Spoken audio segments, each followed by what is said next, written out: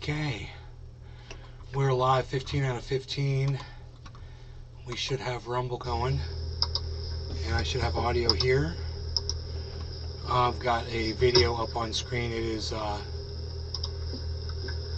Lee Camp. I was watching it. Okay, talking about some stuff. We're live 15 out of 15. Just checking the sound here. We should have Rumble going. Seems fine. Sound seems fine. I'll enable chat and turn the volume down here so we don't get blasted. When the first chat comes through, we'll be on the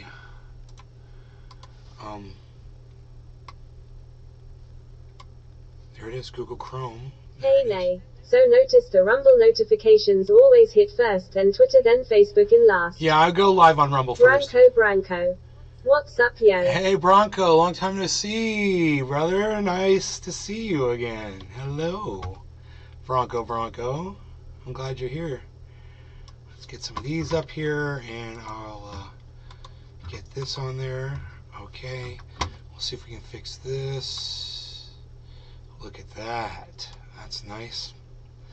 There we go, and we've got the crypto screen over here. Schizo. Hey, man, what's up, brother? Jiminy is showing up like to every show. I love it, man. Jiminy is like on top of it. I freaking love it, bro. I love it. So that is a good thing. Making it to every show is not easy, but it does have an impact on me, right? Man, I remember back in the day, John Welder. We used to have... So then Twitter wins the notifications. Back in the David C. Baker Jr. days, you know, in the David C. Baker Jr. days, we used to have people that would show up to every show religiously. That was a good time, man. We would get 50 people, we'd be live. You're working from home, so you're back. So then Twitter wins the notifications against Facebook and YouTube. Really, Twitter wins.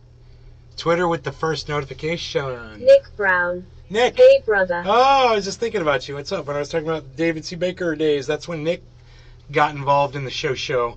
Right about the time all those people were leaving, they all got all jealous because Nick Brown was showing them a real way to support.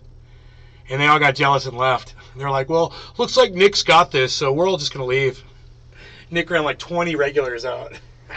You're worth it, too. You're worth every single one of them, bro.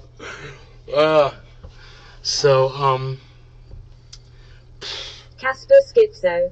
Oh yeah, man, back in the day we had our army of regulars. Hey, J-Rock, what's up? FJA rocks T-Gem. Nick Brown, yo. You know what? If people like...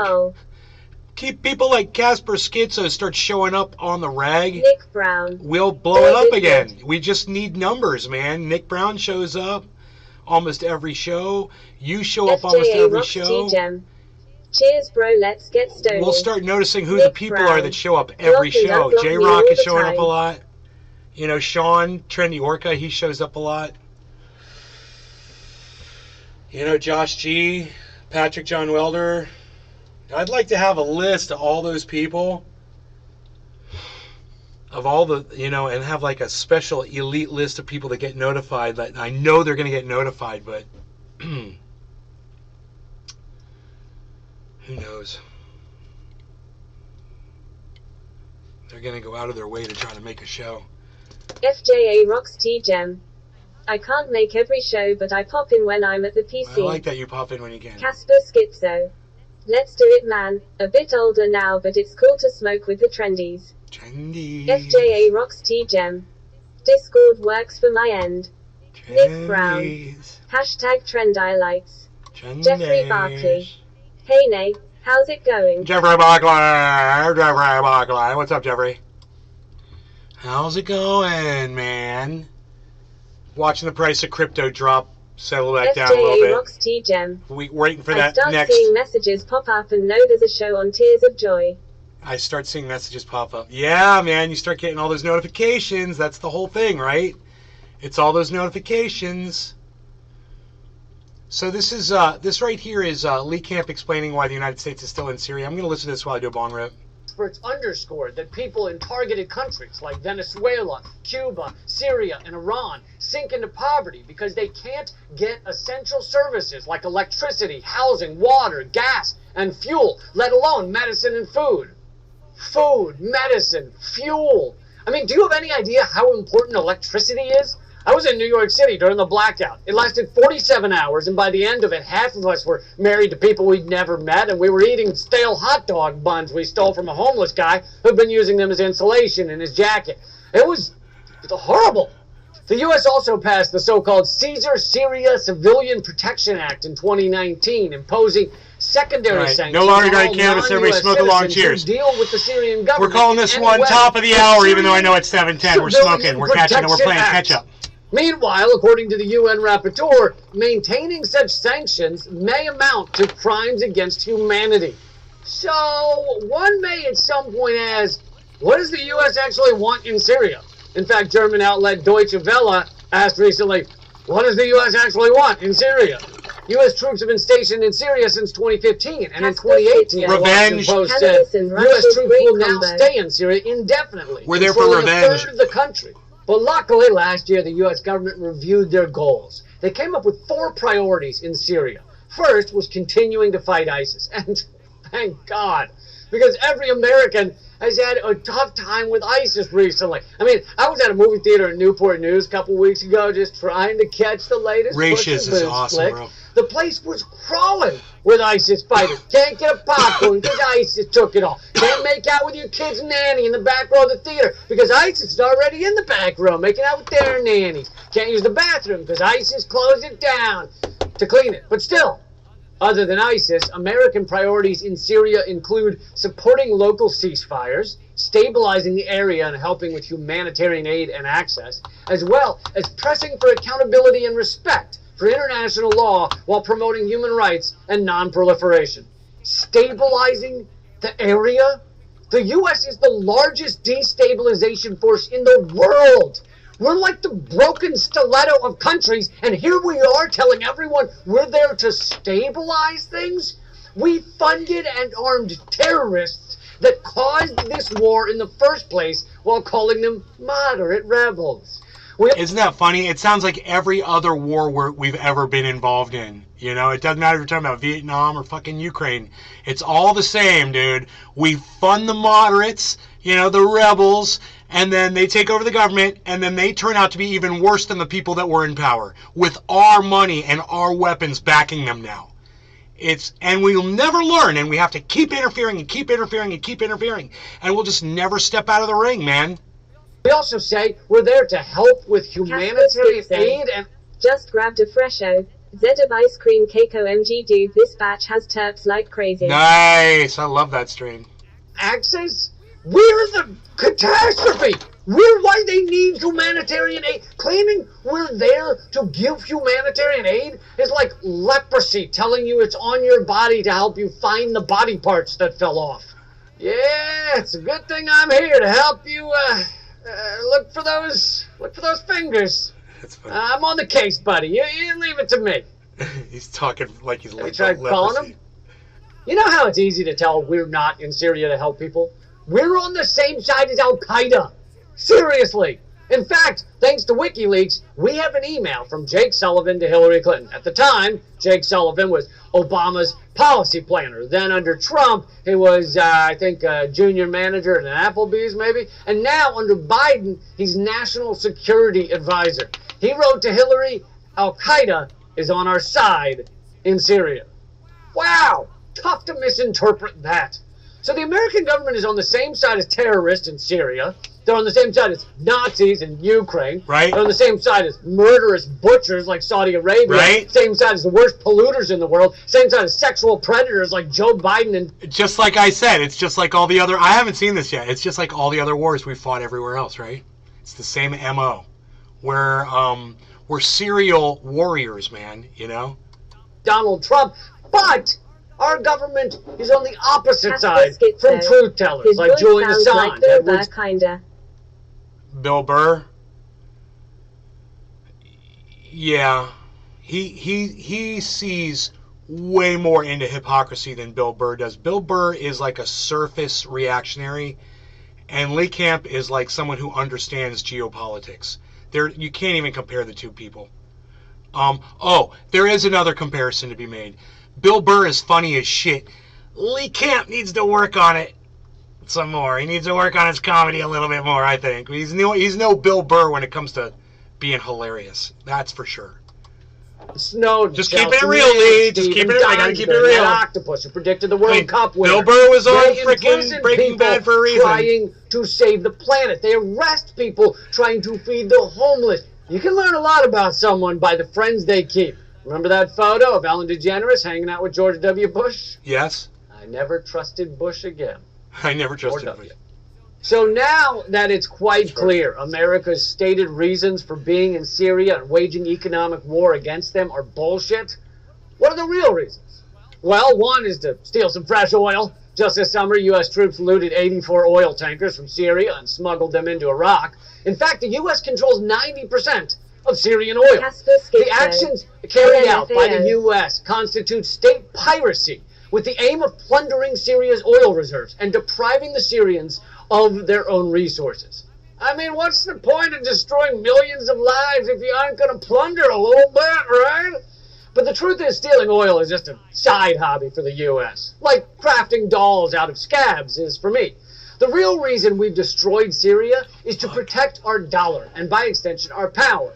U.S. power comes partially from the petrodollar. Most oily countries that drop the petrodollar are later invaded or otherwise attacked by the U.S. A couple of years ago, before the U.S. invasion of Iraq, Iraq dumped the U.S. dollar for the euro. Before the U.S. and NATO invaded Gaddafi's Libya and saw him murdered in the streets, he had been working on a plan to switch much of Africa we're running to late. Gold currency. In 2000, we're running late. I know it's quarter of the hour. We're behind. It's 7:10 though, and we're playing a little catch up. Yeah. Just go ahead and grab that bong of yours and let's do a bong hit. Okay.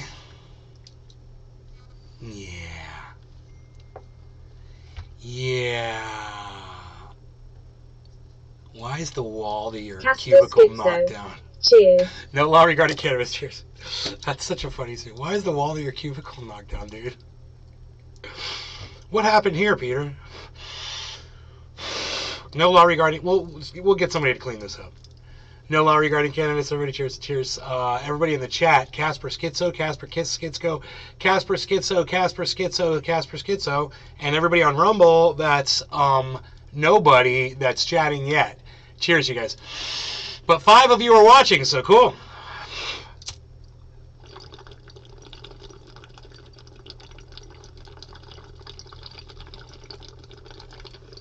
Nick Brown.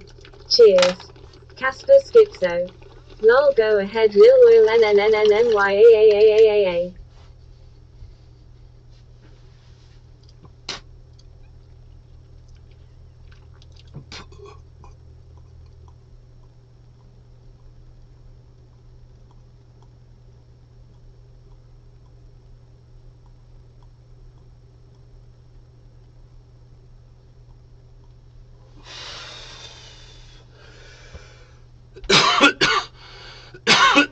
Before our recent aggressions towards Iran, including Trump's assassination of their top general with a drone bomb, Iran had stopped selling oil in petrodollars. And before our invasion of Syria back in 2006, Syria stopped selling oil in dollars.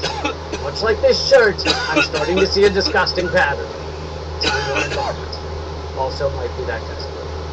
There are also some other reasons the U.S. empire shat on Syria, such as turning it into a nearly failed state and left Iran alone in the region as a counter to U.S.-Israel hegemony. Look, I don't love saying it, but our American government will watch as hundreds of thousands of children starve to death if they think it will help consolidate the U.S. empire's power just a little bit. As Madeleine Albright once said, we think it's worth it. And that is why they won't leave Syria alone.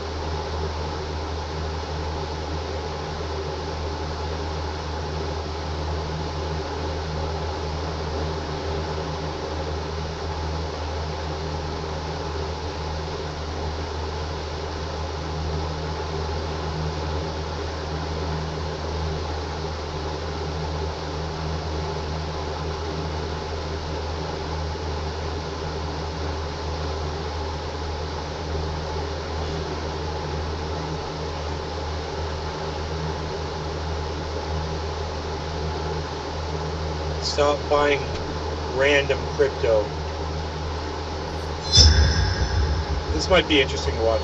So there's many different ways of building and getting started in crypto for 2023, and in today's video I'm going to go through how to start your crypto portfolio and build your crypto portfolio for 2023. My name is Tom, this is Crypto Busy. If you're new here and you want to see more videos like this, be sure to subscribe to Crypto Busy today and join the Crypto Busy family.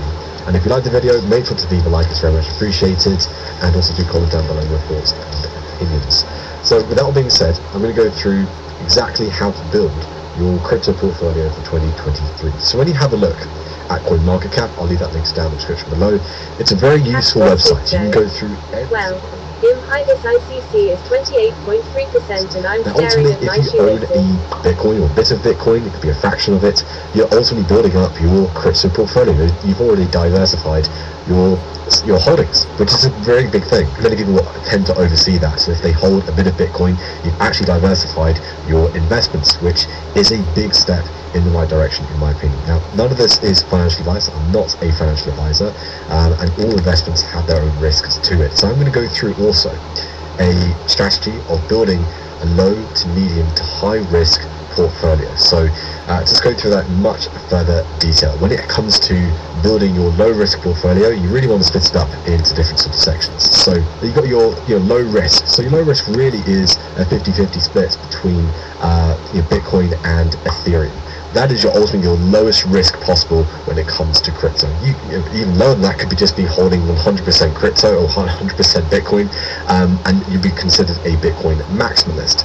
But for the majority of us out there, you also want to build your money to be a bit higher. So also spreading the risk across Ethereum as well is a good bet, in my opinion. So Ethereum currently trading at around $1,200, and it is considered a bit of a blue chip when it comes to crypto. And when it comes to crypto, ultimately you don't have a look at the price. Don't look at the price, have a look at the market cap when it comes to cryptocurrencies. So Ethereum is pretty much half of Bitcoin's market cap. Okay. And ultimately, what's the multiplier of that market cap when it comes to a crypto portfolio? That's super important when looking into that as well. Having a look into the ecosystem of Ethereum, there's a... Dude, he says market cap is really important, and then he doesn't really tell you why. What the hell was that? I want to know why market cap's important. You can hold some stable coins if you want to. That is also possible. I mean, these portfolios don't take into account stable coins. They just take into account a pure crypto holding. So something like XRP, for example, is again sort of a medium risk because of the SEC lawsuit that's happening for XRP, but has a potential higher reward or higher return in the future. So that's a big thing. Cardano as well, likewise, they're not being sued by the SEC, but they're not being sued at all, but they're also developing the network and trying to find that adoption rate. That is super important. And then also others as well. I mean, Solana has had a huge difficulty recently with their network. So again, the risk is starting to increase the further down you go into the list on CoinMarketCap. So then moving on to your high risk. This is where you start to split up your $1,000 into different sections. So you have just again an equal holdings of Bitcoin, Ethereum, XRP, for example. It could be Cardano, it could XRP, whatever.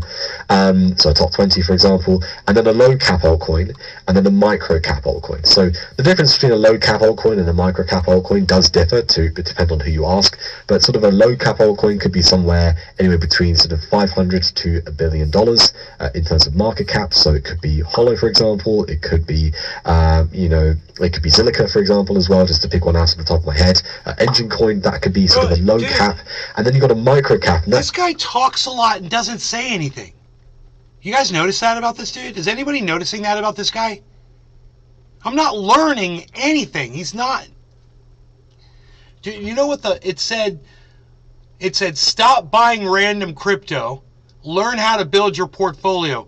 He starts mentioning a bunch of cryptos, and then on every crypto he mentions, he says, yep, can't use that one. He's like, oh, yeah, this one's not getting any better. Oh, this one, can't trust this one anymore. Yep, this one's failing. Oh, yep, this one's kind of going downhill. And you're like, so when's the part that I'm actually building my portfolio going to start? This is kind of weird. Schizo. Yes. Okay, well, let's just see if he goes anywhere, because I'm going to give him, he's got 5 more minutes. it could be anywhere between sort of $50 to $100 million in terms of its market cap, and that is where the risk really starts to ramp up, and that is where people tend to look into the meme coins for microcap, because again the potential for the return is much higher, but also the potential for the loss is also much higher as well. So he's so far he said this is how you're going to build your crypto portfolio, and now once again he's talking about coins that he's not recommending. Risk is much higher in your high risk portfolio when it comes to the microcap, because again, the teams can't wait till we get to the portfolio building part. They might have, and then we can compare it to my portfolio. On top of that, the partnerships not may be the same, the community may not be the same. It's a big thing when it comes to the microcaps and also the low caps compared to Bitcoin or Ethereum, where it is starting to become a household name and everybody knows what Bitcoin is, or have heard of it at least, and that is a big thing, and the difference between the high risk and the low risk portfolio. So all of these come with risk. Risk is still a word, or a phrase, a word within that phrase of low risk. There's still a risk when it comes to it. But then also, in my opinion, there's still a risk when it comes to holding cash in your bank account because of inflation. So inflation is eating away at your cash. And so there's always a need, there's a want to diversify your earnings and putting them into elsewhere. The stock market, crypto, could be whatever. So the next question you may have for me is, well, okay, at the moment, it's very hard to make extra money or find extra money for the time being. Ultimately, I would prioritize paying the bills first. Pay off any debt I may have, pay that off first. Then pay the bills. Make sure the bills are paid for. All of that. That is super important. Once the debt and the bills are looked after, then have a look into diversifying your portfolio, or at least diversifying your workflow. So you may have a job, and then have a look into that job. What can you cut out from your monthly outgoings? And then from that, could you find, let's say another type of job? Maybe you find sort of an entrepreneurial type of job. I need a bong. This is wasting my time, man. Maybe it might be a digital product. It could be a physical product. But ultimately, that's how some money can be made, and you could use that money. This guy says, stop buying random crypto, right?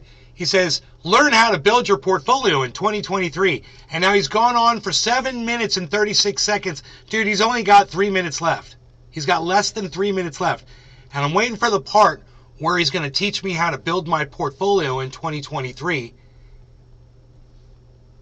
And tell me what random crypto not to buy, like it says in his title. It's really weird.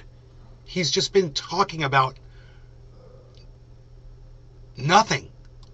To reinvest back in your own business or reinvest into I want the meat. Crypto. No longer regarding that cannabis. Is also a way of going into it. So Enoch, Casper, everybody in the chat, guys, is that there's Dave also other ways Campione and Rumble. Making money. Cheers. Ultimately, your job Cheers, is the number one priority to make sure that you keep hold of, because that provides that consistent cash flow. And then have a look into looking into something else that could maybe also provide that consistent cash flow. And then again, pay off the debts, pay off the bills, make sure those are all sorted. Then have a look into diversifying, or look into the stock market, or let's say real estate, or with crypto. So hopefully I've made sense in today's video. If I haven't, do comment down below your thoughts and opinion. Enoch YU Beaslin 420. Cheers, brother.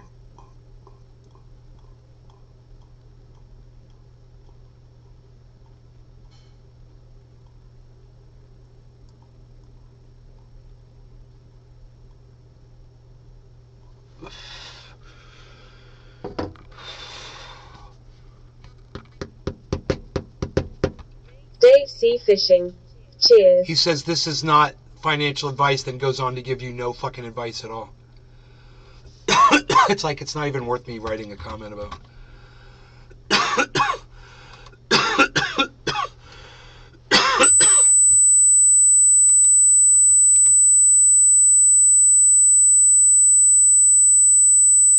He's got 210,000 subscribers.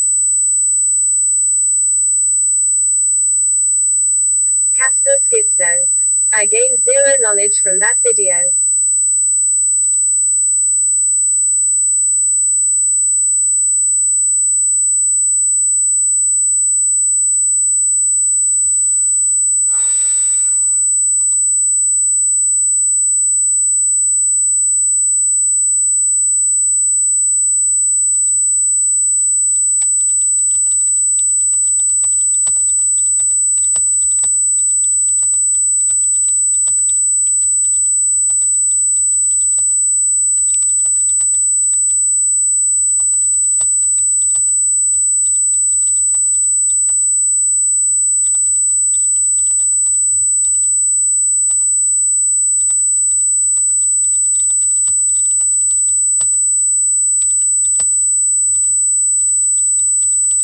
Casper Schizo.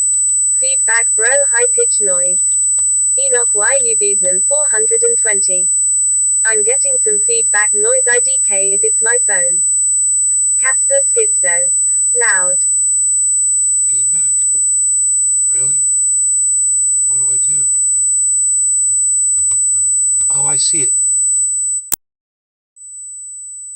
Casper Schizo. No, me too.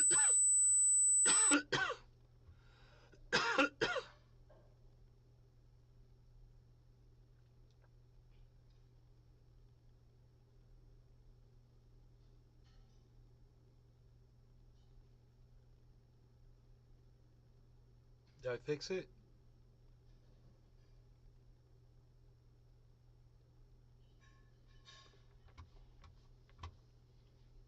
Did I fix it?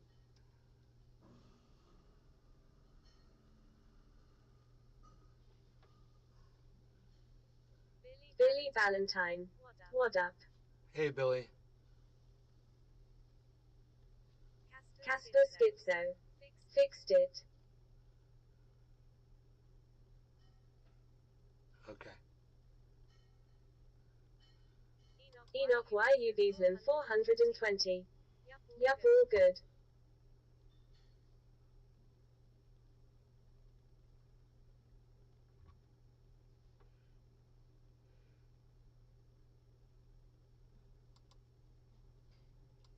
When it comes to building your low risk portfolio, you really want to split it up into different sort of sections. So you've got your low risk. So your low risk really is a 50-50 split between your Bitcoin and Ethereum. That is your lowest risk possible when it comes to crypto. Even lower than that could just be holding 100% crypto or 100% Bitcoin, and you'd be considered a Bitcoin maximalist. But for the majority of us out there, you also want to build your money to be a bit higher. So also spreading your risk across Ethereum as well is a good bet in my opinion. So Ethereum currently trading at around $1,200, and it is considered a bit of a blue doing the chip same thing. when it comes to crypto. When it comes to crypto, ultimately you don't have to look at the price. Don't look at the price. Have a look at the market cap when it comes to cryptocurrencies. So Ethereum is pretty much half of Bitcoin's market cap, and is ultimately what's the multiplier of that market cap when it comes to a crypto portfolio. That is super important when looking into that as well. Having a look into the ecosystem of Ethereum, there's a lot of things that it has to offer when it comes to dApps, so decentralized apps. So moving on to a medium risk portfolio, there's different ways of going about it. Ultimately, it is a 50 split between Bitcoin and Ethereum, and then also top 20.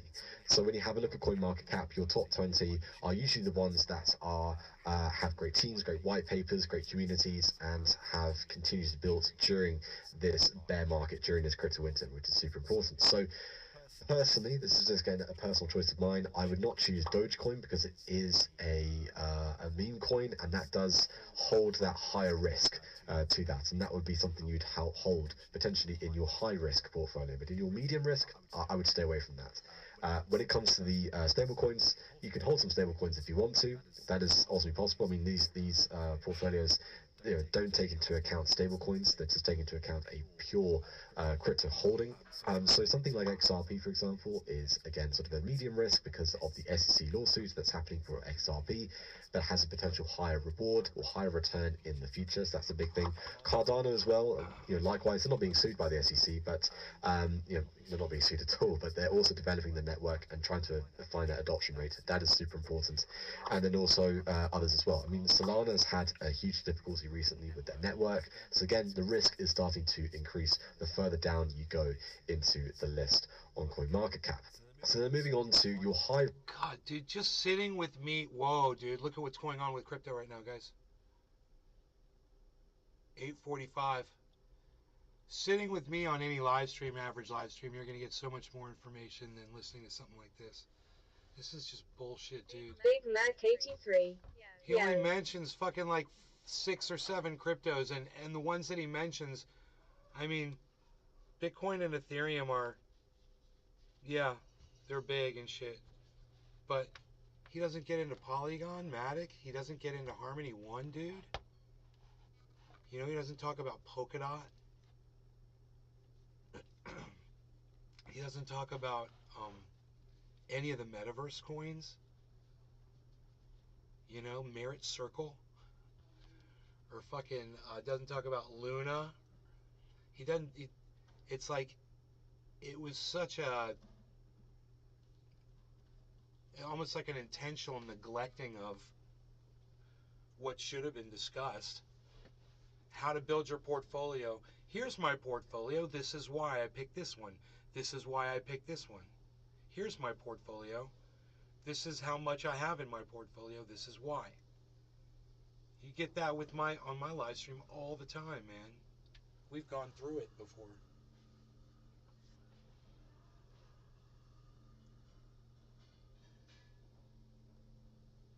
Shit, it's on the screen. Everything that I have is listed right here. And I don't have all of this. I monitor a lot of things that I don't hold. But everything I have is here.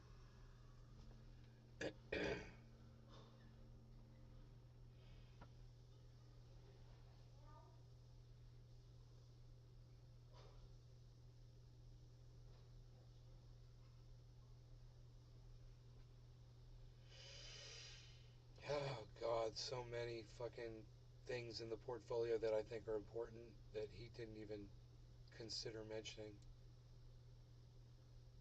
He just broke it down in such a lame way. Isn't this supposed to be the chat right here? Yeah.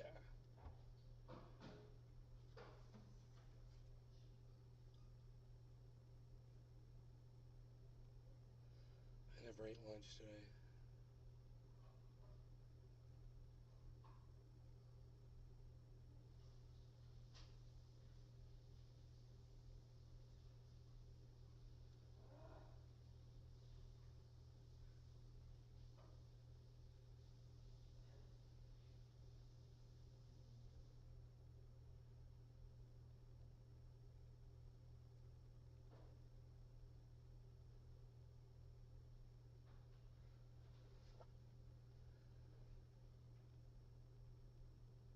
My mom's in there grunting like a caveman. Casper Schizo. You could make crypto vids for beginners like you did W Cannabis.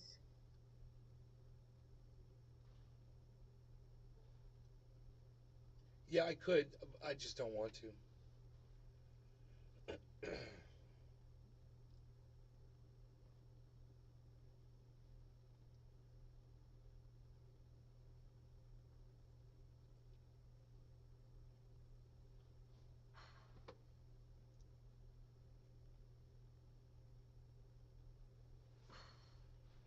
Mm-hmm.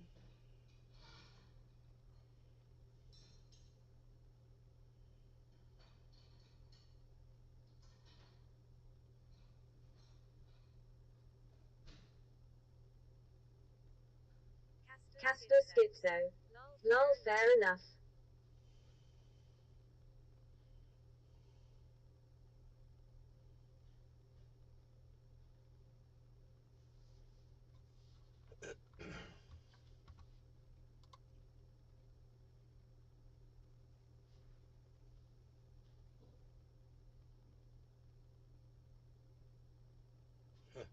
Trump fumes. This is funny.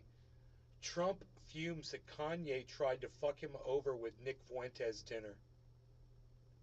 Like Kanye, he intentionally brought Nick Fuentes to Mar-a-Lago because he knew. Whoa, dude! Look at crypto. Because he knew. Look at this, guys. I'm bringing this to you live. Hey, Casper Schizo, this is why you watch my show, bro. Right there. I bring it to you while it's happening. Look at this.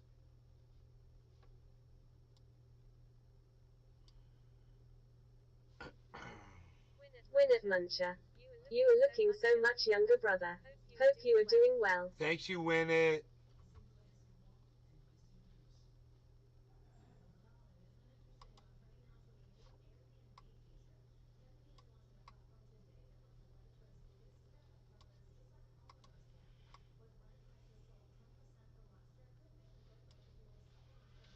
You guys.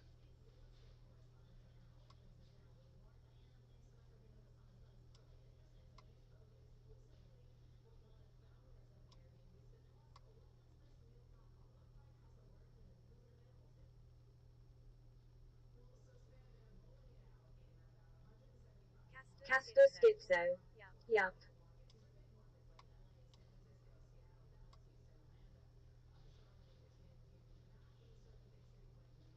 Actually, I want to move this.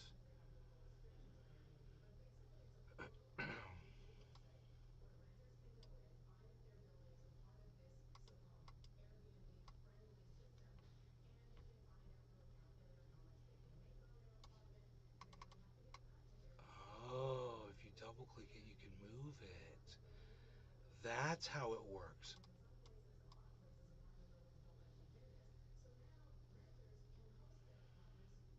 Okay. Perfect. Okay, great. Wow, man.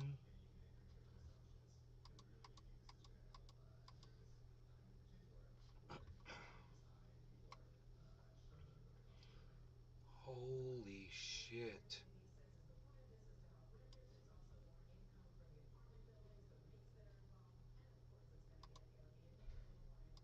Billy Valentine. Crypto videos for amputee Italian carpenters. Now that's a niche. Casper Schizo. I was watching comments on Racer, people were saying this would happen.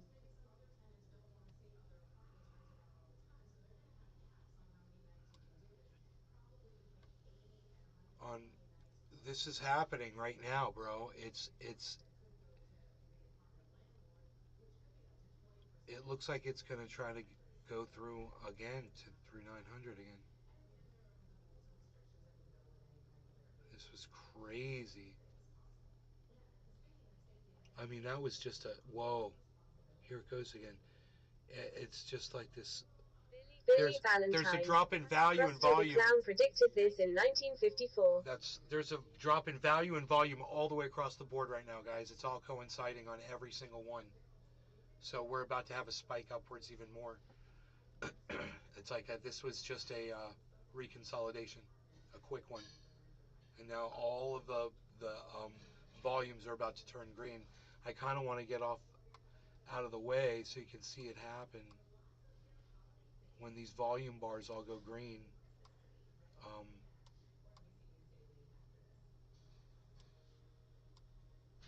Here we go. Okay, watch. Casper Schizo. Pump, pump.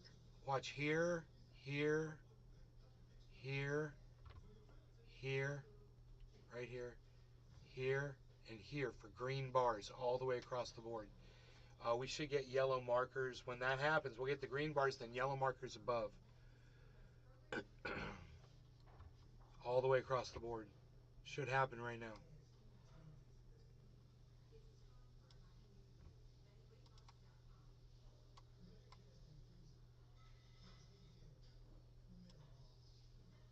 Get ready for it. See this red line? It's going to get tall, then it's going to flip green. Should happen on every single one. Here we go. Here we go. Get ready. Here goes Cardano, Matic, and Bitcoin are all leading right now. Giant red spikes are going to flip green. Here we go. Get ready. There's a yellow marker on Bitcoin. There it is. Here comes the green spike on Bitcoin. Green marker on Ethereum. And Matic and Cardano should go green as well below. Even it looks like Binance on the far right have that drop in volume, drop in value. It's coinciding. It always leads to a pump upwards. Here's that yellow marker on Bitcoin.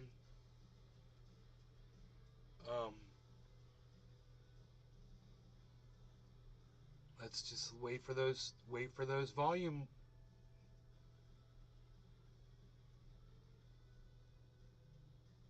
spikes to hit.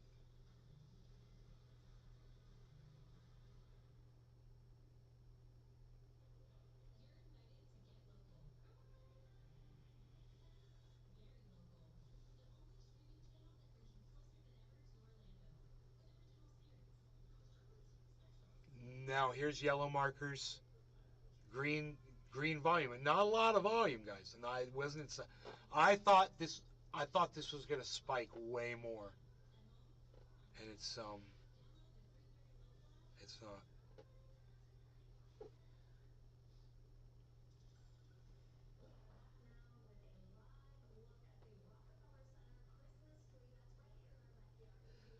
I really thought we were going to get really big green spikes of volume, like just dominating. It could still happen, but there is Ethereum. Ethereum keeps it up.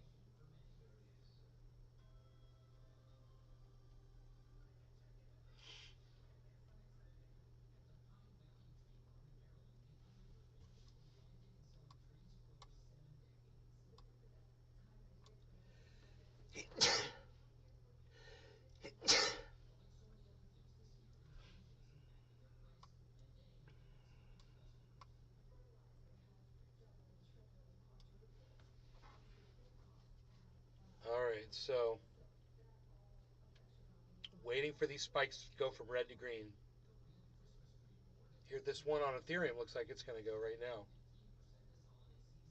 Look at Ethereum. Look at Ethereum pushing all the other ones down.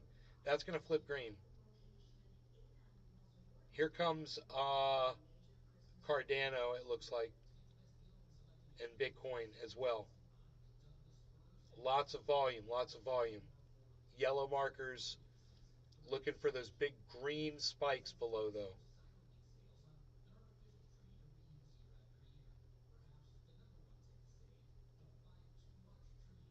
It's a long slope down, but the volume sloping down with the value always leads to a dramatic spike upwards.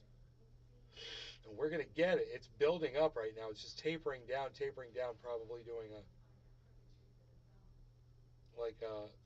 wedge pattern, and it's just going to finish the wedge pattern and Casper shoot up. Schizo. I got the basic idea how this works, but the terms people use I need to learn. There's a really cool video on YouTube. It'll go over all the patterns and what they result in.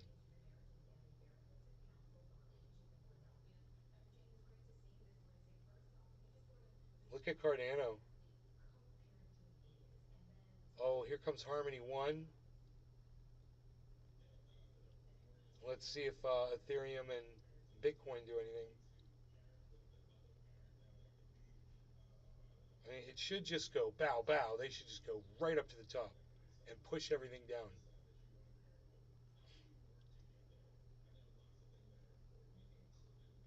Like, Harmony 1 is really producing a lot of volume.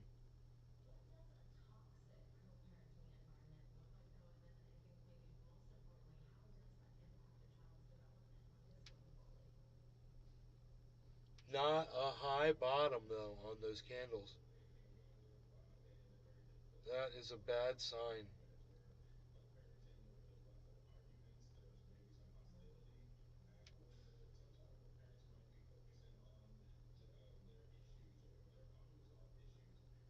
We need a high bottom on that next candle. There we go. It's a higher bottom. That's good.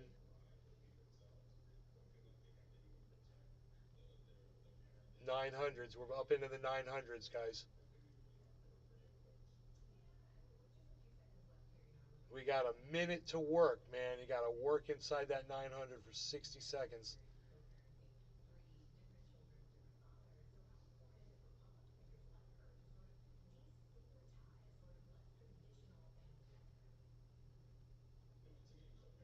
$924, $931.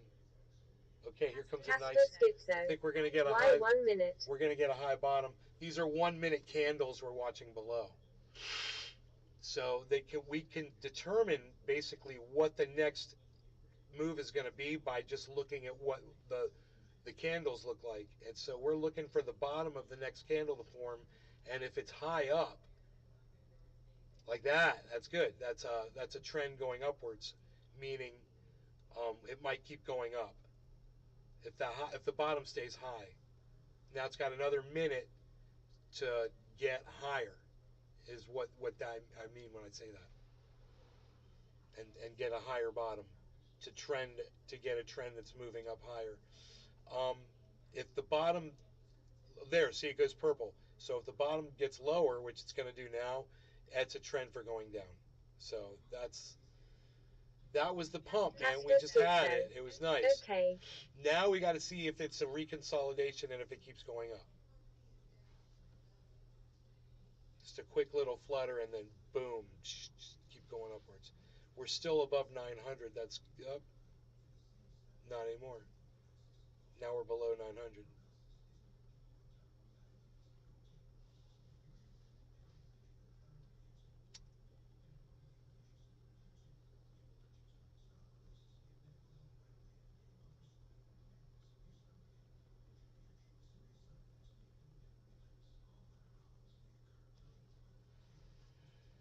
We were watching Bitcoin a few months ago when everything was dropping, and we were seeing fluctuations of $100 every second on Bitcoin.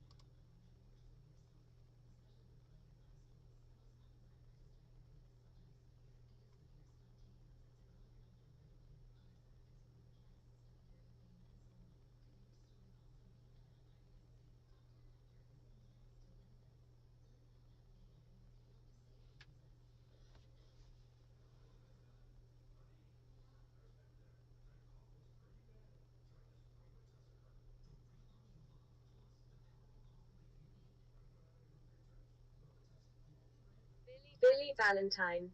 Tattooing my fingers. Should have done it before my skin aged. Hard as fuck. Ouch, 900, guys.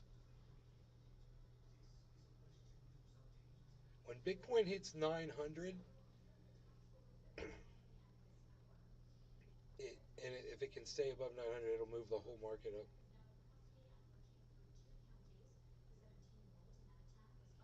Man, Matic is getting really close to 88 cents again. I need it to be at 90 cents. But the fact that Bitcoin right now is up at 16.8, this is where I made my last purchase, basically. So I'm just entering my profit zone, you know.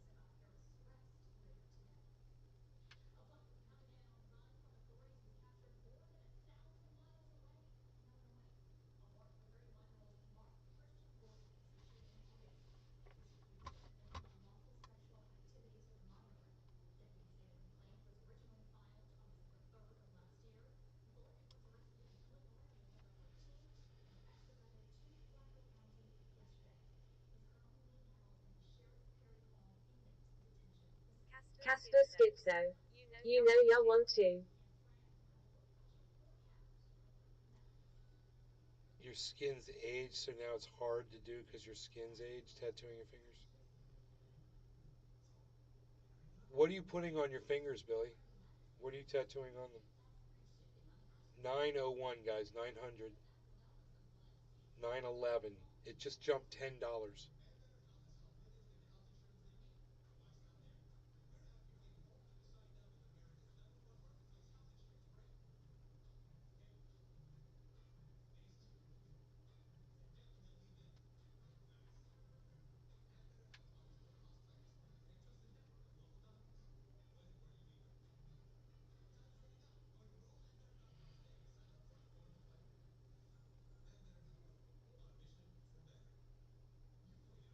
Casper Schizo.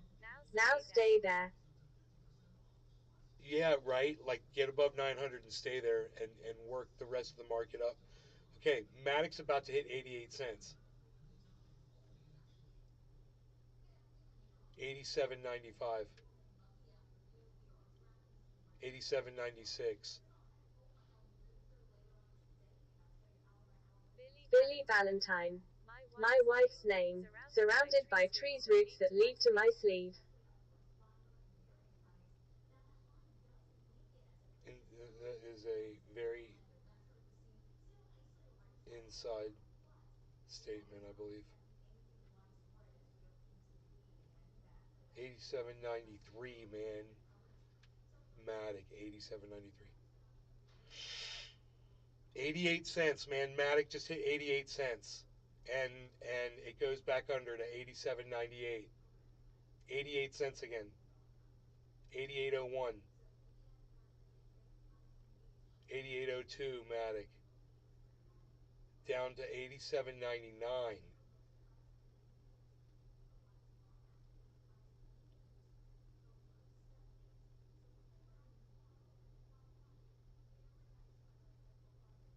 $87.97. 88.01. 88.02. 88.06. 88.11. 88.09. Oh shit, it's a pump. Look at Ethereum. 12.79. Everything except for frickin' why can't Binance play ball? Look at this, Cardano. 31.31 Cardano. 88.21 Matic. 933 Bitcoin, guys.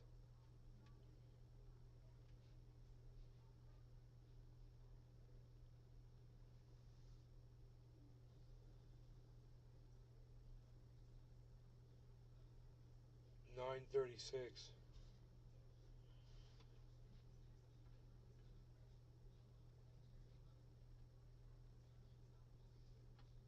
Look at Ethereum. 12.79. Matic is at 88.24. Bitcoin's at 940.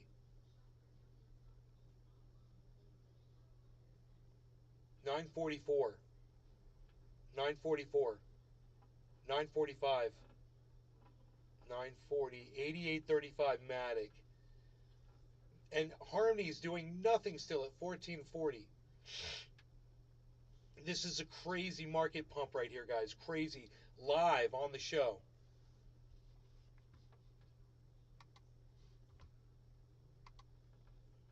I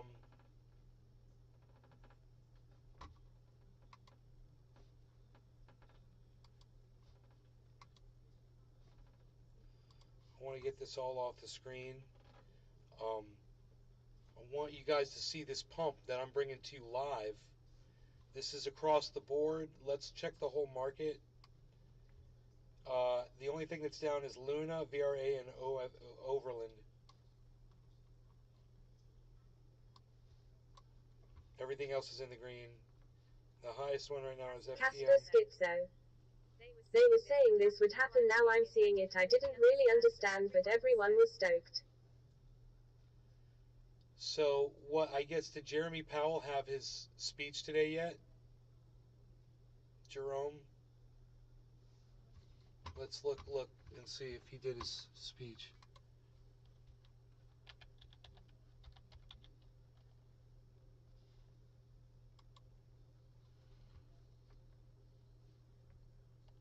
Dow dips ahead of Powell's speech.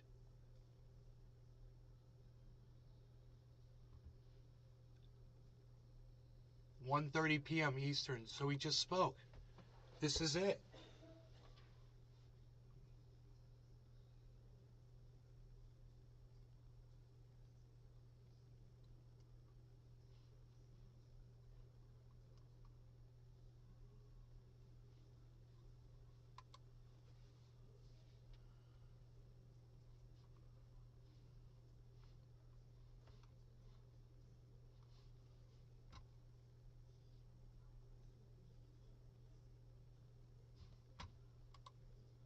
Casper Schizo. So this is in reaction to whatever he said. I don't know, maybe. May have been good news. History says inflation could persist for a decade.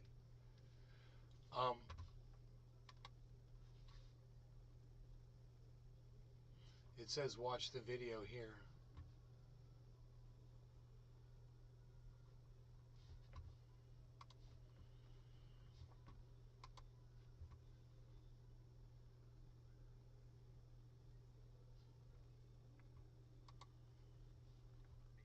Curve. If you think about risk-free, the Are Treasury we still rate speaking curve, live? we'll look to see positive, significantly positive real rates across the curve, and you know you have that. I think you can argue about the short end. This but is live. Pick some sort of a forward-looking reading for inflation. Inflation compensation in the markets definitely reflects confidence in us bringing down inflation. So you've got real rates really across the whole yield curve. You also look, though, at credit spreads and what are private companies borrowing at, because most borrowing doesn't happen at the federal funds rate. It happens in many other places. We look at asset prices. We look at exchange rates, which are just another asset price. We look at all those things, and we try to make a judgment about whether looking at put some weight on the real interest rate curve, some weight on the other aspects I talked about. I think you have to make a judgment at the end, though, that you're restricted. So an estimate of the neutral rate of interest didn't seem to be one of the big factors in that list. No, it's in there. It's in there in looking at the real rate curve. So you look at the real rate curve, you'd want policy real rates to be above what we estimate as the longer run neutral rate. Mm-hmm. The issue is, the longer run neutral rate is a rate at a time of full employment and 2% inflation and the economy in perfect equilibrium. That isn't where we are. Yeah, I know this. I turn to the balance sheet for a minute. I'm going to turn to 967, guys. We might go to 17,000 What criteria are you Bitcoin. going to use to decide when to end the shrinking of the balance sheet? Is it the economy? Is it whether money markets are functioning well? Holy moly. Is it whether the Treasury is having trouble raising money? How do you decide when you've shrunk enough, when you end the shrinking? So I should refer you to a document that lays all this out in detail that I really should be reading to you, but I'll paraphrase it. 976. Exactly right. No one will take 979, 981. Relax. So we're in an ample 982. reserve regime. And what that means is that, Dude, once it hits 17,000, we are $77 away from the 24-hour high. More than enough. And we're going to go right past it. So we're not close to reserve. This is a massive market pump, guys. I'm bringing it to you live. Nays Garden, live market pump. Somewhat above the This level that we is think. huge. I'm not even invested yet, lol. With an ample reserve, with scarcity. Right. And then Dude. for a while, what you do is you hold the balance sheet constant, and non-reserve liabilities grow while reserves I'm at shrink. Nays So we sort of Garden on shrink Twitter, gradually everybody. down to If you're that. And then looking at a for certain me, point, I'm we're just gonna call it. at We're not looking naysgarden.com. to really go back into proving. You find me all that over they're social scarce, media. because what Nays happens Garden. is, and you saw this back a few years, the demand for reserves is not stable, and it can move up and down very substantially. So we want to stop at a place that's safe. Having a lot of reserves in the system is really a good thing. It's really a public benefit to have plenty of reserves, plenty of liquidity in the markets and in the banking system, the financial system in general. So that's how we would do it. In the minutes of the Dude, what is last that FOMC messaging meeting, sound? it said the staff had a forecast that it forecasts below potential growth, but not a recession. But then there was this interesting sentence where the staff said the possibility that the economy would enter a recession sometime over the next year is almost as likely as their baseline forecast. Is that where you look at it? So I have resisted the temptation to handicap it. Go on. I think I'll continue to do that. But I get the way 17,000, guys. I do. $77. 17,000. 17,000. $77 And the is definition of a softish landing is the what? 24-hour high. We're going to go right past it. Unemployment goes up, but it's not a hard landing. It's not a severe recession. You can think of My whole portfolio just went up over $1,000 in value. As it does in some recessions. So that's how I think about it, and I think the path is pretty clear. The labor market conditions soften we see inflation, and the goods inflation gets better, housing services inflation gets better, and the labor market softens but doesn't go into recession, and you see inflation start to come down. And I mean, I think that's very plausible. I don't want to be the handicapper on it. And of course, our job is to try to achieve that. Mm-hmm.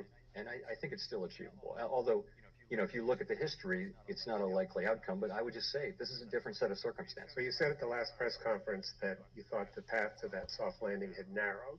Has it continued to narrow, or is it widened, or I don't know if you can have a wider soft landing, but I don't know that it's changed since that was. Does it sound okay, or is it echoey? I was asked the question: has it narrowed? Is it still possible? And has it narrowed? It's definitely still possible, and it has narrowed because if you look over the course of this year, nobody expected us to raise rates this much. No one expected inflation to be this strong and this persistent and this. It's going to reconsolidate and go right past 17,000 again, guys. Watch this. And so, the extent we need to keep rates higher or keep them higher longer, that's going to narrow the path to a soft landing. On the other hand, if we get good inflation data and we get evidence that all the things that I talked about, if all those things start to swing the other way, then we could very much achieve this. In August 2020, you announced a new framework for monetary policy, the flexible average inflation targeting framework. And I wonder whether there's anything in that you think we should be rethinking now in light of the recent experience. So we said we would do another framework review in 5 years. And so that would be to bear fruit in 25 or 26. So that's what we're going to do. We're going to stick to that. I think we need to see this through a full cycle. We need to see the other side of inflation and what the economy looks like after this historic episode to really make good judgments about that. I will say, though, that aside from the framework itself, we implemented it through guidance of various kinds. And we put in really strong guidance because there were a lot of doubters that we would ever achieve 2%. Here comes 17, guys. That was the main criticism. Boom, 17,000. There it is. But one piece of guidance that we gave was, and I don't think this had anything to do with or much to do, let's say it that way. It didn't have much to do with all this inflation we're experiencing. But the one piece of guidance that we gave that I probably wouldn't do again is we said we wouldn't lift off until we saw both maximum employment and price stability. And I don't think I would do that again, because Harmony's not moving. I think it limited. It's the tail risk. We tend as human beings to underestimate tail risk, and I think we didn't think. It seemed so unlikely. If you remember, 25 years of low inflation, right, and many years after the pandemic, after the global financial crisis of inflation everywhere in the world, it's all disinflation. Just didn't seem likely, and yet here we are. So it turns out that when you invite the chairman of the Federal Reserve to speak at Brookings, a lot of people email you questions.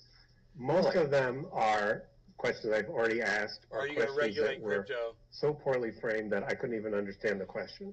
But somebody asked me this one, and so I want to give that person an opportunity to get an answer. What do you like to do in the morning before you start work? Oh, come on. Fucking what an idiot.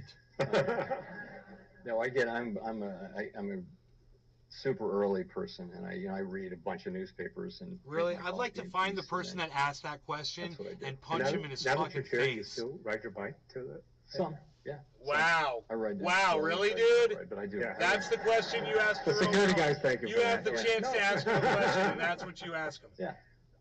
Okay, idiot. so here's the deal. Fucking From idiot. the audience, you need to wait for a microphone to get to you because we have a lot of people online. You need to say who you are, and you need to remember that this is not an opportunity for you to make a speech or tell the Fed what it should do.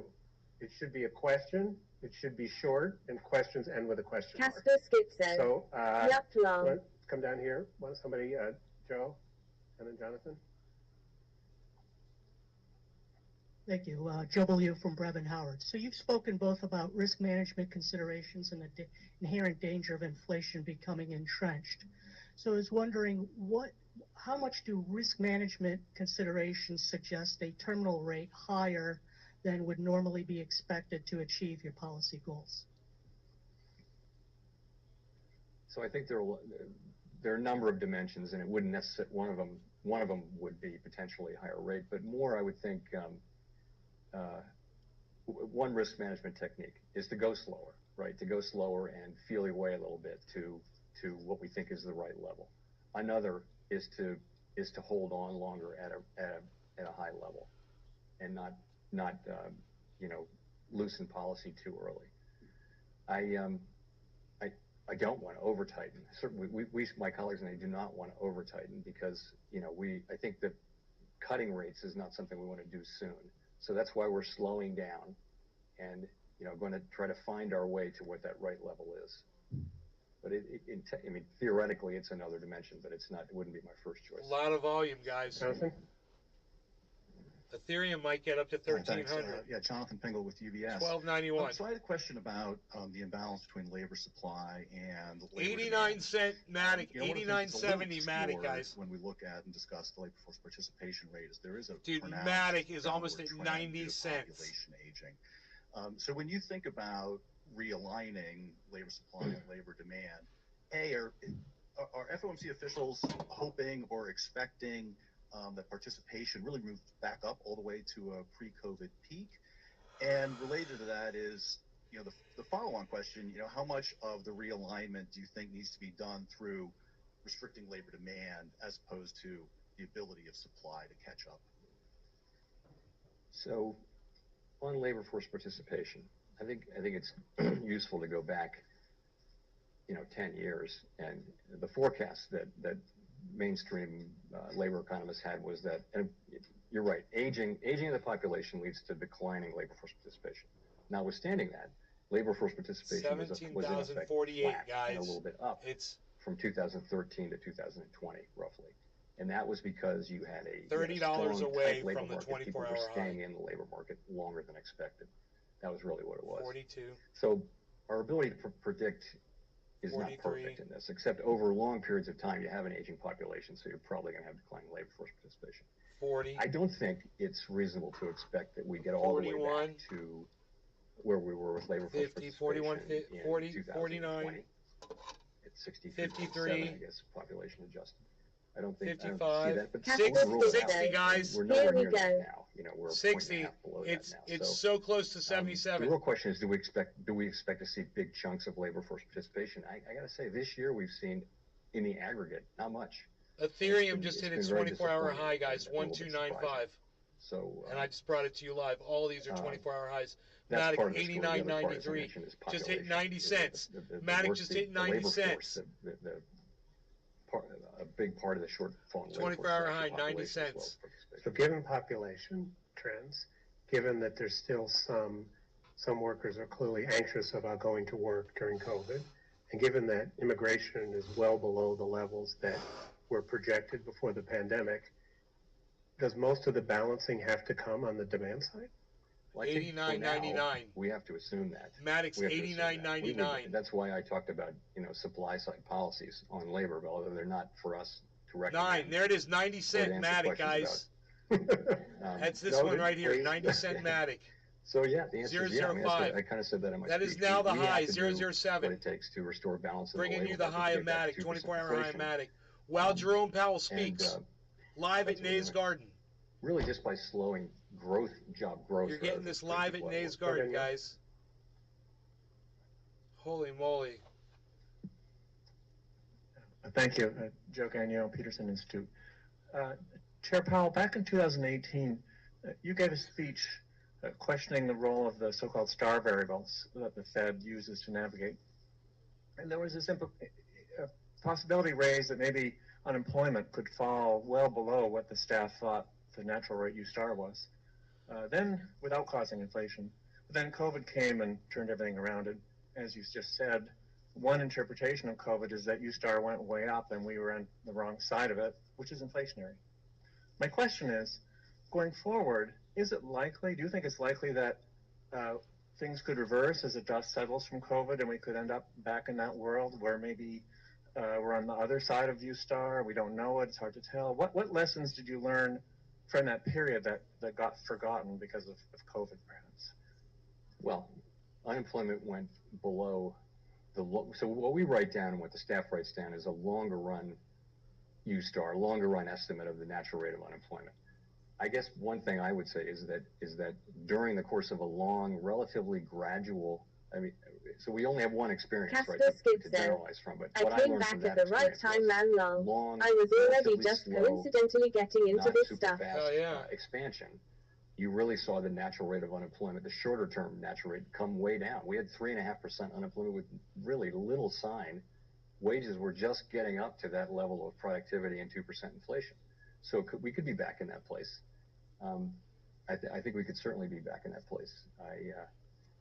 But what we've seen, you know, it's another N=1 situation with the pandemic. It's also unique. I would also point out, though, we did see the inflation we saw at the beginning. We did have natural rate of unemployment go up probably significantly.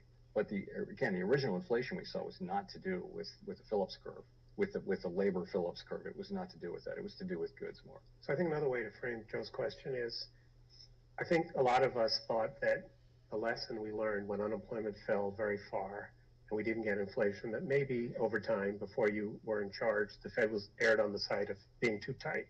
It was too worried about the unemployment rate falling. And I think the concern is that 51, will we 58, fight the last war? And because of this 63, experience, the Fed will be reluctant 67, to experiment we're with $10 a low away, rate of 74, unemployment. 74, 82, we're through. That's the 24-hour high of Bitcoin right there, guys. We now hit $17,088. Ethereum at $12.97, 24-hour high. Claudia Sam? Harmony 1, 24-hour high, 1460. Matic, 24-hour high, 9012. So the question I had is, we've Casper had Skipson. unexpectedly fast and large rate increases this year, and that has pushed up the dollar relative to basically any currency in the world. We've seen likely more financial market instabilities. So the Federal Reserve's dual mandate is for the United States, and yet are you worried that a severe Ethereum's global trying to get recession back or up to financial market 1,300, turmoil man. will come back to make it harder for This will be huge if it gets to achieve the 1,300. US dual mandate? And if So we hit do- 17,100 on we do, of Bitcoin, course, it's 90 right now. Look at global developments. These are we have real a domestic big mandate, of course, benchmarks. as every central bank does. 17,100. In this world, global financial $1,300 markets and the global Ethereum. economy That's what really we're going matter for. us. So we monitor $4 away on very Ethereum, carefully. $5 away on Ethereum, $20 away We on really Bitcoin. think, and my colleagues and I really think that the best thing we can do $24. for ourselves and for the global economy is to get inflation under control as quickly as possible. We don't think the Dude, world's it's going about to to be a hit better 100. place if we take our time and inflation becomes entrenched, and then we have to go in 17,099, later. guys. The That's going to be a evidence is that benchmark. the employment costs Here we go. Here we go. We're trying to do it. Here we go. inflation down only rise with delay. Here we go. So there it is, 17,100, and we're through. We don't want to do any more than we have to do. But we feel benchmark. like Ethereum's going to go up to $1,300 now. Watch this. We needed to do what we did, and here it goes. I feel like we're 297, now 298, where we can slow 297, down and try to reach 297, that ultimate level. 113 Bitcoin, 103, 109, 296 on Ethereum, 109. We do something with rates. Other people are forced under to do 100, 103, rates. back over that 100. Ends up spilling back 95, to us. under It makes 100. it harder for you to 109, do it. So you have to take that 105, into consideration. We 111, absolutely believe that we take that into 113. The models Polygons at 90 cents and holding. Of course, they're not perfect. No one can. 90 10, 90 10, 90 11. We have a Ethereum's very at large 1298. Global model that we use for the global economy. 101 on Bitcoin, 105. What's 111. happening with the real economy and 1298 on Ethereum, and guys. currency and all those things. Won't be perfect. 90 cent do that. Polygon Matic. And we also sort of understand generally that you can, there's a lot of research and things. People are talking about this a lot right now. That maybe the whole is bigger than the sum of the parts when it comes to tightening. Maybe it is. Maybe it isn't. 299. Here, man. Ethereum's at 304. But again, here it goes. I come back to here it goes. Look where we are. We're gonna hit 1,300 Ethereum. 375 basis points. Markets are working. Casper Skipson. As if this is happening right now. We're in a place where we really can get inflation under control, and we haven't. Unemployment's at 3.7%, so we haven't done. I don't regret getting to where we are, and I think. Dude, here we go. 1299 Ethereum. Get this over quickly. 1,300 Bitcoin, man. There it is on screen. 1,300 Bitcoin. Stand up so the mic can find you. 17,136, man. $1,300 Bitcoin. 17,131 Bitcoin. If they're short. Ethereum hit 1,300. So drop one back question down. on the labor market is, how do you reconcile this should propel the characterization everything of the labor market is very tight with the fact that wage growth isn't now keeping the up with fact that inflation Bitcoin's and the over labor share of 1,700 GDP is really huge. hasn't risen since 2020. And then second question is, how much credence or what kind of research do you rely on to think about the notion that a very tight labor market will lead firms to invest in and innovate and become more productive over time?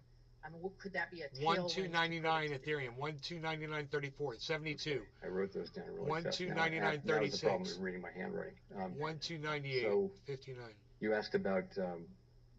Well, the labor market is tight, but wages are not rising faster than inflation. Okay. And the labor share of GDP, which has been depressed for some time, hasn't really started to rise. So how do you put that into your thinking? So, naturally, we understand that real wages are not going up for most people. But to me, that isn't the 298, 299. That's true, but it's 300, not really dispositive. 323. I think 299.55. the issue really is that it's one of salience, really. So at what point do people start saying, Here we go, 299.18. You know, my real wages are going down. You're giving me these 6% wage increases, but inflation is 7.7%. 299.26. I need more of that. So we don't really know when that point is. But when you get to that point, you're in serious trouble.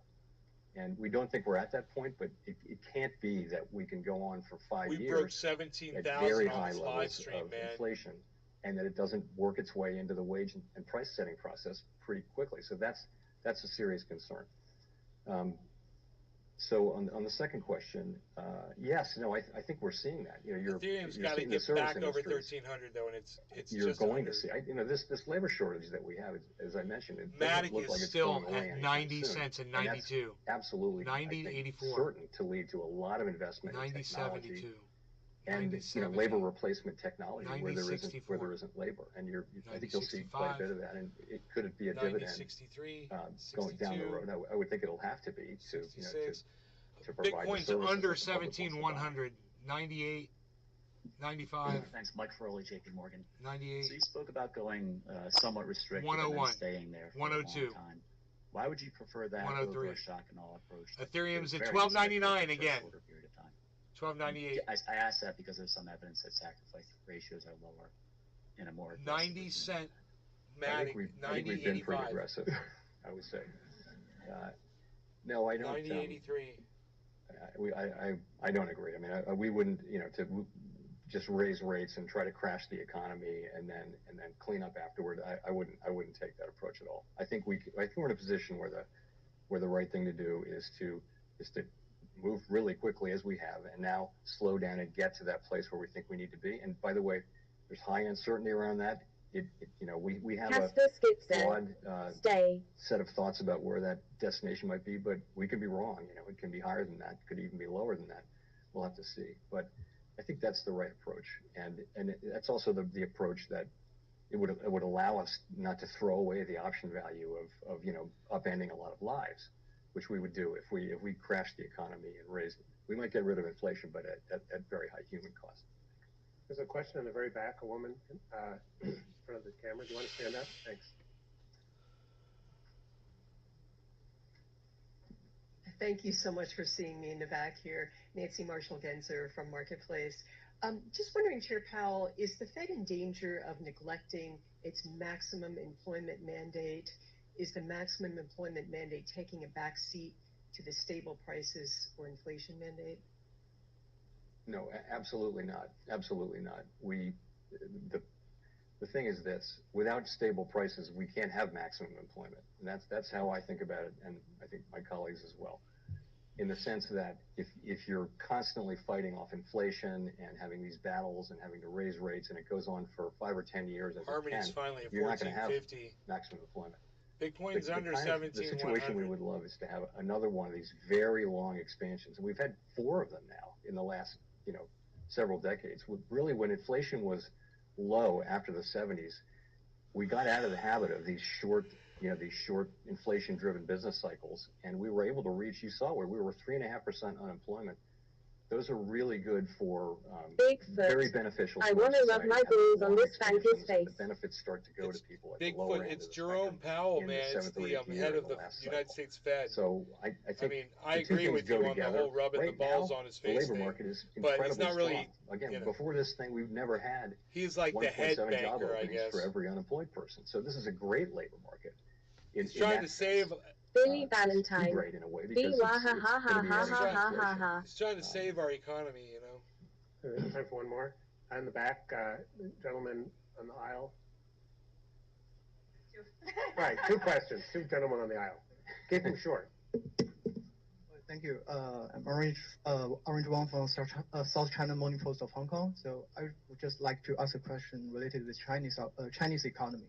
So right now, a lot of analysts are arguing or believe that China's zero COVID policy is continuing to take a toll on the Chinese economy, but also likely to weigh on the global economy due to the size of China's market and its position in the global supply chain. So we're just wondering about what impact or how much impact do you accept that continuously slowing Chinese economy would have on the U.S. economy or the Fed's next interest rate moves? That's and an interesting question. Is China's current economic situation a disinflationary factor or a inflationary factor to the U.S.? Thanks. I guess I'd just say that to the extent China's having shutdowns in the parts of the country and the parts of the economy that are deeply connected to global supply chains, that's going to make those supply chains less efficient, less effective, and so that will have an effect on the prices of some of these goods that are manufactured or assembled in China. So it does have an implication for the U.S. It's hard to say how big that will be without knowing how persistent, how long these lockdowns take place for. The gentleman behind you. Thank you. Evgeny Shego with Public Citizen. I was wondering how you think about the trade-off of restrictive policy and the supply constraints you mentioned. So in particularly when it has negative effects, say, on housing production that makes it harder to meet housing demand, or on the congressional investment through the Inflation Reduction Act in climate change mitigation and in energy policy that will make energy cheaper long-term. How do you think about that trade-off?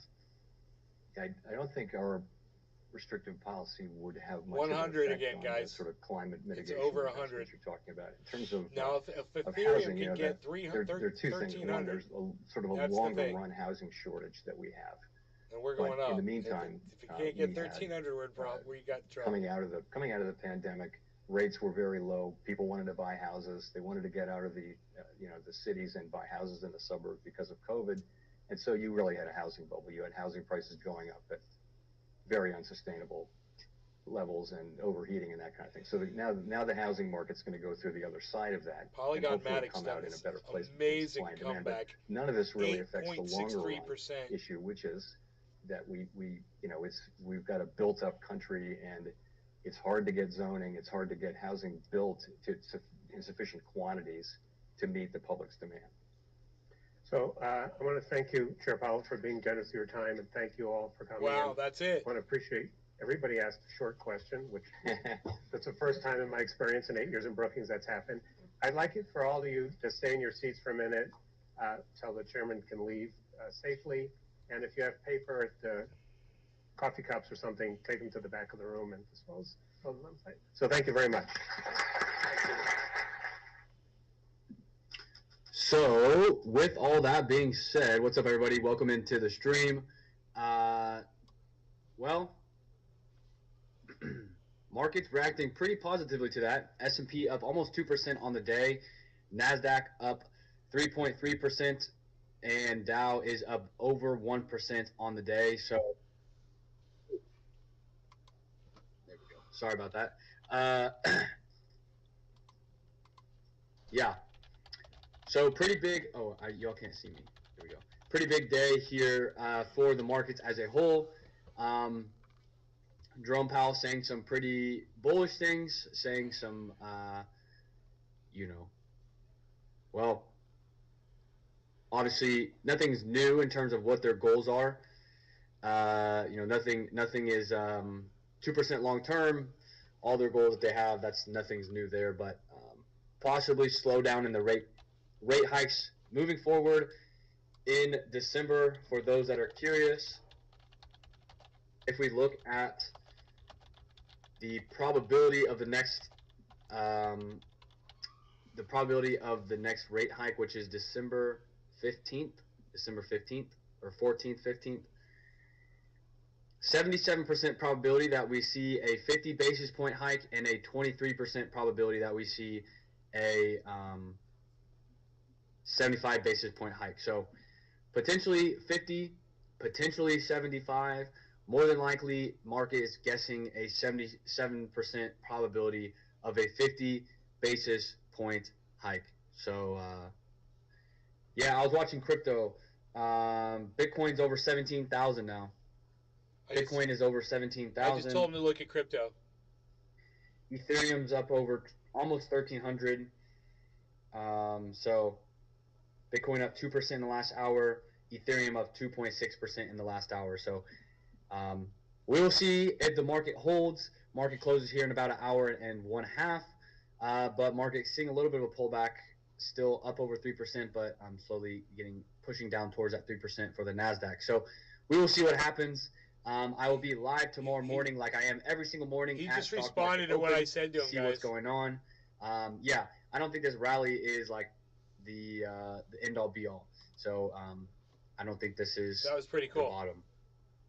I don't think this is. I think it's a little rally based on some news, investor. And I don't think it'll last. But who knows? You never know. I will buy every single Friday like I always do. But that is Jerome Powell, Poppy Powell's speech. Thanks everyone for watching. Thanks for being here. I stream every single morning, Monday, Tuesday, Wednesday, Thursday, Friday when the stock market is open.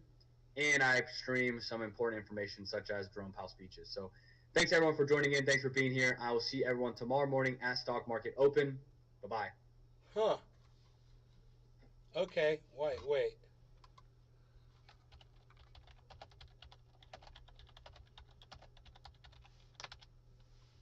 Live here now, folks. Let's see if some people want to come over. I got that off just before. From New York City for our viewers. Just before the chat ended, man. I told everybody I was live, but I don't know.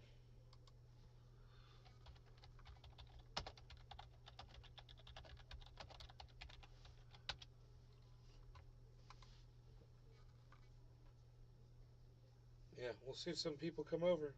We still got the market going. You know? Talking crypto, talking this freaking massive spike, man. What just happened with the Jerome Powell, I like to call him Jeremy Jerome. With the Jeremy Jerome Powell speech, and crypto immediately responded. So there was a spike this morning, and we covered that live. And then I go live again, and boom, this thing hits while we're live again. Great timing, I must say.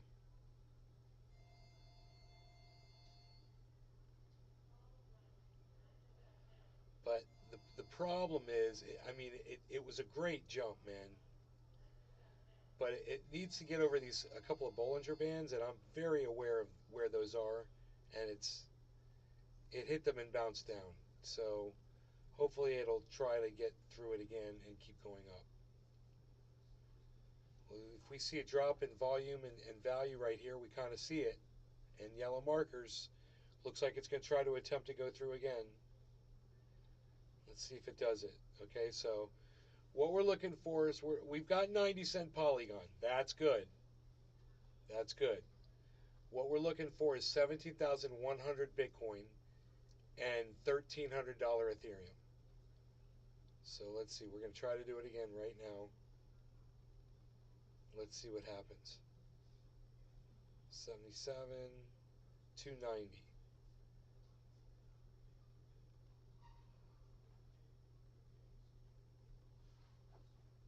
$70.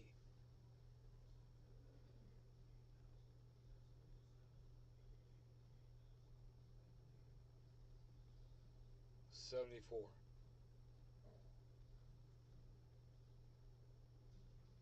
75. Casper Schizo. Farkan Crypto Bray. Tell me about it.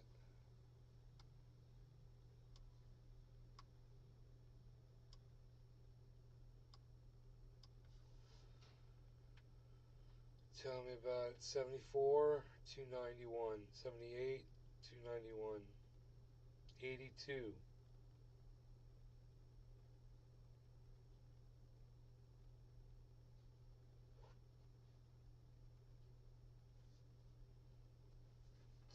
$75, 290,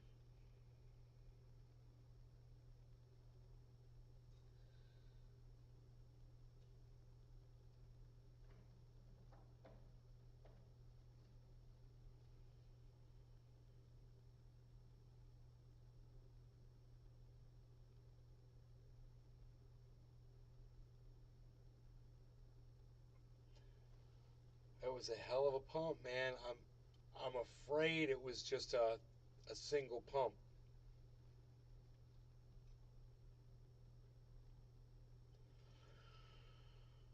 It really has to get above 17.1 and 13. It really needs to get above those points. But I don't see it coming back down. I really don't. It'll be interesting to see what Harmony 1 does. It's at 1450.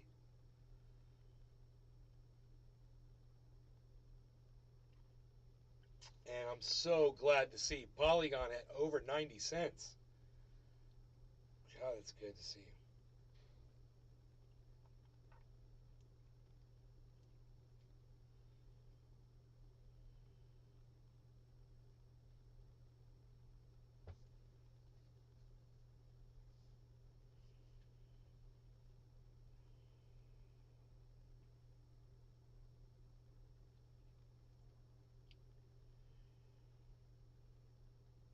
All right, guys, I'm going to call this show. I hope you enjoyed it. It was more than an hour. Yes. Looks like an hour and a half show we did. We got Bitcoin over 17,000. We'll see if it stays there. I'll see you guys tonight right back here. And in the meantime, I'm at Nays Garden on Twitter. I'll be looking for you over there on Twitter. I'll be there tweeting and such about various things. You guys take care. Bye, everybody.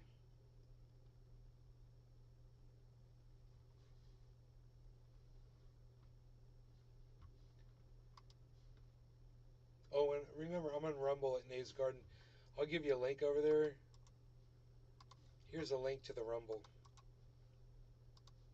So you can go join over there too and get notifications from Rumble. Notland's over there.